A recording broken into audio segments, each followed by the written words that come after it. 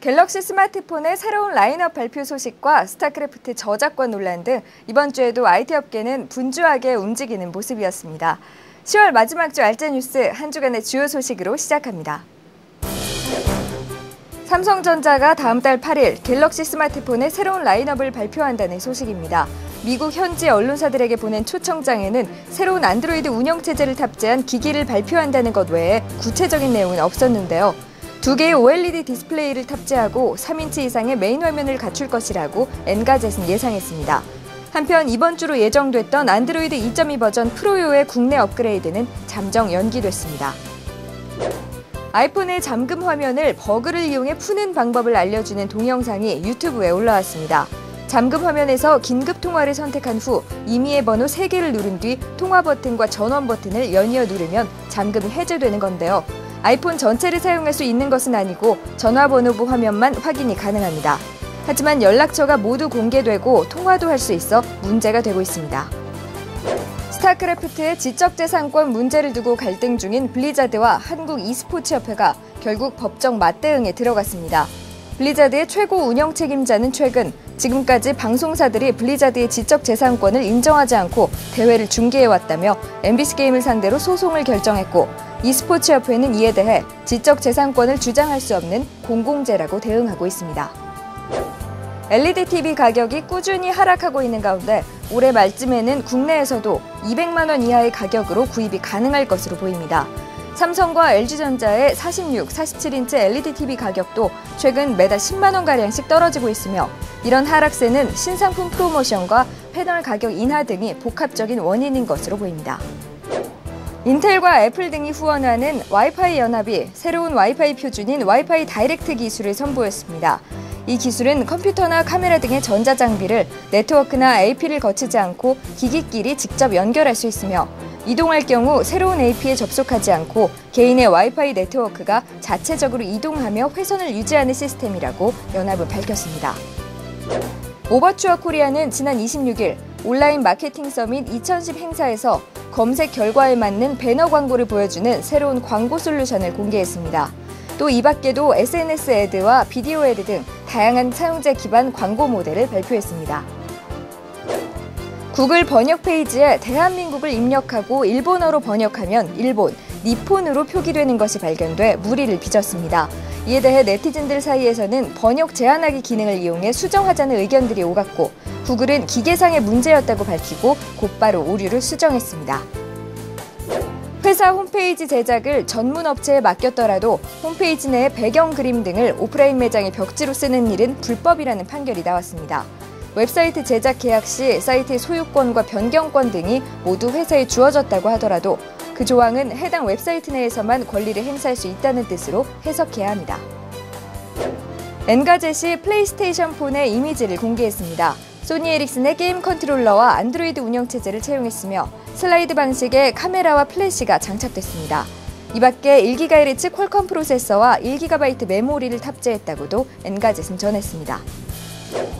소니가 카세트 테이프 플레이어 워크맨의 일본 판매를 종료한다고 밝혔습니다. 지난 1979년 첫 출시된 워크맨은 지난 3월까지 전 세계에서 2억여 대가량 판매됐습니다. SNS 사이트 마이스페이스에서 회원 정보가 유출되고 있다고 월스트리트저널 인터넷판이 보도했습니다. 유출되고 있는 정보는 숫자로 된 사용자 아이디로 이를 통해 실명과 사진 등 개인 프로필을 확인할 수 있는 것으로 나타났습니다. 또 사이트뿐 아니라 마이스페이스의 일부 어플들에서도 사용자 아이디가 새고 있는 것으로 알려졌습니다. 아마존은 상위 10위 안에 속하는 베스트셀러 중 전자책 형태의 판매가 종이책 판매량보다 2배 이상 많았다고 밝혔습니다. 한편 아마존은 지난 7월 전자책 판매가 종이책 판매를 처음으로 넘어섰다고 발표한 바 있습니다. 이어서 드래그 앤 드롭 순서입니다. 이번 시간에는 맥북 에어 등 지난주 있었던 애플 발표회에 관한 이야기입니다. 최효섭 기자를 만나고 왔습니다.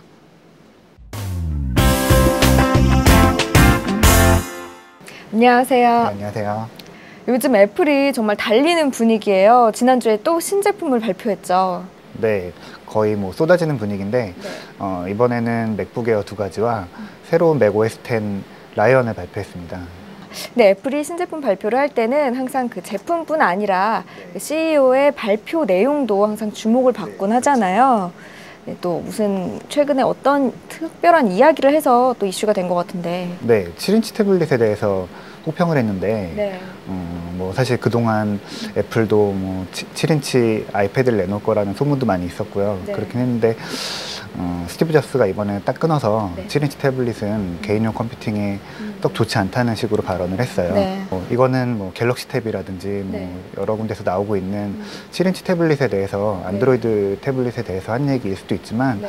사실은 그동안 계속 흘러나왔던 7인치 아이패드에 대한 소문을 네. 일축했다고 볼 수도 있습니다. 아, 근데 그 이제 스티브 잡스의 말에 대해서 글로벌 이제 어플 개발사들 또는 뭐 IT 기업들이 좀 부정적인 입장을 또 보였던 걸로 알고 있거든요. 네, 뭐 사실은 뭐 뚜껑을 열어보지 않고는 알 수 없는 거잖아요. 뭐 네. 아이패드조차도 네. 성공을 할 수 있다 없다 말이 많았지만 네. 결국에는 큰 이슈가 됐잖아요. 7인치 태블릿도 사실 만져보면은 굉장히 작고 가벼우면서 네. 손에 쥐는 느낌이 아주 좋거든요. 뭐 그래서 어떤 휴대용 태블릿으로 보면은 아주 성공할 수 있는 가능성이 있긴 한데 네. 어떻게 보면 또 스마트폰이 좀 커진 그죠. 정도의 조금 큰. 그게 거의 요즘 많이 사용하는 내비게이션 크기 네, 정도죠. 내비게이션 크기 정도이기 때문에 네. 뭐 지금 스마트폰이 3인치를 좀 넘기고 있는 상황이라서 네. 약간 커진 스마트폰 그렇게 돼버린다고 하면은 네. 사실 뭐 두 가지 제품이 겹쳐버리기 때문에 네. 특징도 없고 네. 뭐 그런 면을 우려를 하는 내용인 것 같아요. 아, 하긴 정말 말씀하신 대로 뚜껑을 열어보기 전까지는 좀 판단하기는 아직 이른 것 같다는 생각이 들고요. 올해는 애플이 참 이제 올 초부터 아이패드 그리고 아이폰 4 이번에는 또 맥북 에어 뭐 이렇게 라이언까지 정말 많은 제품들을 쭉 선보이고 있는데 그럼 이번에 발표한 맥북 에어 두 제품은 어떤 것들인가요? 그동안 이제 최근에 어떤 노트북을 얇게 만들기 위해서 참 노트북 제조사들이 많은 노력을 해왔는데 네. 뭐 가장 근래에 들어서 되게 보면은 네. 뭐 넷북처럼 사실 성능을 일정 부분 포기하고 대신 크기를 줄여서 뭐 이제 한 가지를 얻으려면 한 가지를 포기해야 된다는 거를 이제 소비자들한테 네. 어느 정도는 요구를 해왔는데 이번 맥북 에어는 거의 어떤 성능에 대해서 양보하지 않아도 될 정도로 네.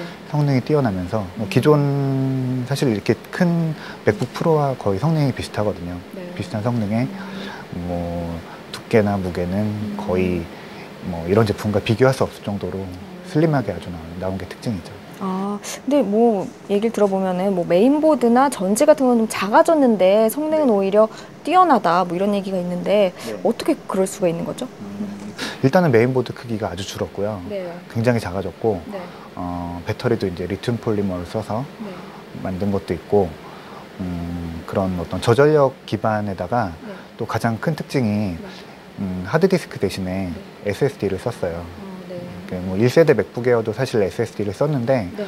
이번에 들어간 거는 어떤 드라이브 타입의 2.5인치 이만한 드라이브 타입의 네. 제품이 아니라 아예 PCI, 미니 PCI에다가 집어넣어 버리는 타입이라서 그만큼의 공간이 줄어들었기 때문에 좀 더 작으면서도 좋은 성능을 낼 수 있는 조건을 갖추게 된 거죠. 아, 작고 가볍고 얇고 참 이제 특히 여성 유저들이 많이 탐을 낼 것 같은 느낌이 드는데요. 네, 가격까지도 아주 좋아서 아, 그죠. 또 가격이 많이 화제가 된 것 같은데 또 이제 우리나라에도 곧 출시를 한다니까 네. 또 나오면 또 기대감을 가지고 한번 살펴봐야겠습니다. 뭐 곧 발표회도 하고 네. 제품 곧 공개된다고 하니까 기대하셔도 좋을 것 같습니다. 네. 이거 말고 또 새 운영체제 라이온을 발표를 했다면서요? 네, 애플은 맥OS 10을 내놓고 나서 거의 지금 4, 5년 정도 됐는데 매년 이제 새로 조금씩 이제 바꿔서 더 쓰기 편하고 좋은 운영 체제를 이제 내왔어요. 그래서 네. 타이거부터 시작해서 뭐 레퍼드, 스노우 레퍼드에서 이번에 라이언으로 또 업데이트가 됐습니다. 아, 그럼 이번 라이언은 그 기존의 뭐 레퍼드 이런 것들에 비해서 달라진 점이 어떤 점인가요? 네, 뭐 기본적으로 맥OS 10이라는 고격을 그대로 갖고 있기 때문에 네. 딱 봤을 때는 이제 큰 차이는 없어요. 근데 조금씩 더 쓰기 편해지고 네. 간단해졌어요. 뭐 예를 들어서 우리가 이제 아이폰이나 아이패드를 통해서 좀 익숙해진 앱스토어가 들어왔고요. 네. 그래서 앱스토어가 들어와서 앱스토어에서 자유롭게 소프트웨어를 좀 편하게 구입할 수 있게 됐고요. 또 한 가지는 이제 프로그램 실행하는 것들을 예전에는 프로그램 메뉴에 들어가서 실행하던 것들을 이번에는 전체적으로 보이는 그런 메뉴가 또 생겼어요. 그래서 어떻게 보면은 마우스라든지 이런 것보다도 터치에 가까워진 그런 인터페이스로 바뀌었다고 보면 돼요. 그리고 또 이번에 좀 특이하다고 해야 되나요? 좀 좋은 점이라고 해야 되나?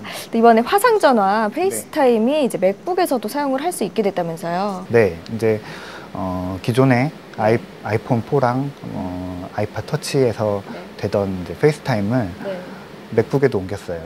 맥북이라기보다 이제 맥OS를 쓰는 뭐 맥북, 뭐 아이맥, 뭐 맥미니 이런 쪽에도 이제 쓸 수 있게 확장을 했죠. 더. 그러면 이제 뭐 아이폰이나 뭐 이쪽 맥북이나 다 같이 사용을 할 수 있는 건가요? 네, 뭐 무선 랜에만 연결되어 있다고 하면 맥에서 아이폰 4로 전화를 걸 수도 있고, 뭐 아이팟 터치에서 뭐 맥 이용자한테 전화를 걸 수도 있고, 물론 이게 다 공짜로 이루어지는 겁니다. 네, 이렇게 애플은 참 오늘 막 얘기가 나온 제품만 해도 아이패드, 아이폰, 뭐 맥북, 라이온 정말 여러 가지 이제 것들이 다 유기적으로 얽혀서 하나의 큰 시스템으로 돌아가는 그런 모습이에요.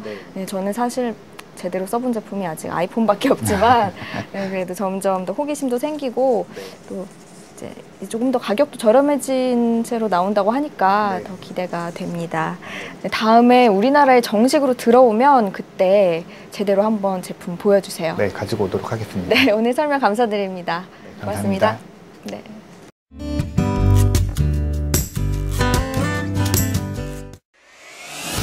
그래텍은 아이폰용 곰 리모트 애플리케이션을 공개했습니다.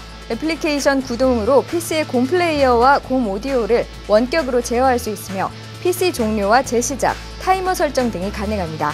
프레젠테이션 제어 기능과 SNS 연동 기능도 포함됐습니다. SK텔레콤은 3G와 와이파이망에서 모두 사용 가능한 안드로이드 폰용 고화질 HD 영상통화 서비스를 선보인다고 밝혔습니다. 200kbps의 화질의 와이파이망 이용 요금은 초당 1.8원, 3G망 이용 요금은 음성통화 요금 외에 초당 1.5원이 추가된 초당 3.3원입니다. 이번 주 소식은 여기까지입니다. 저는 11월에 다시 찾아뵙겠습니다. 고맙습니다.